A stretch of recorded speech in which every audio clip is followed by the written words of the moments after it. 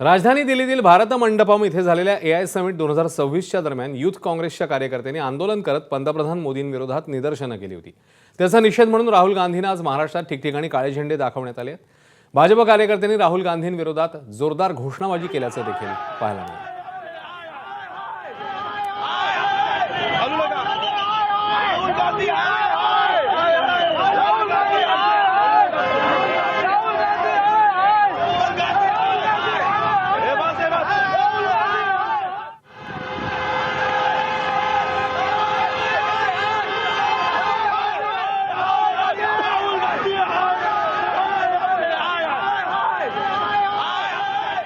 तर AI समिटमध्ये काँग्रेसच्या आंदोलनानंतर इकडे भाजप आक्रमक झाली। राहुल गांधींविरोधात भाजप कार्यकर्ते आक्रमक झाल्याचं पाहायला मिळालं।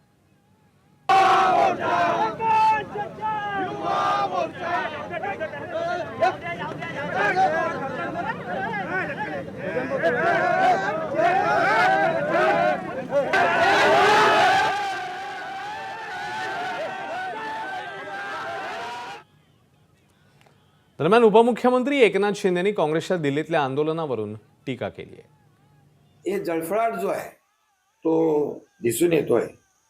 हे माकड चाळे आहेत खरं म्हणजे। अशा प्रकारचं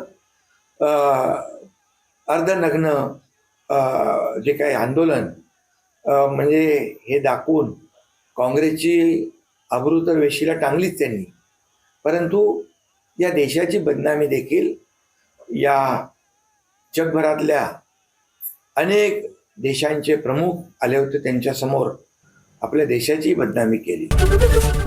एबीपी माझा, उघडा डोळे बघा नीट।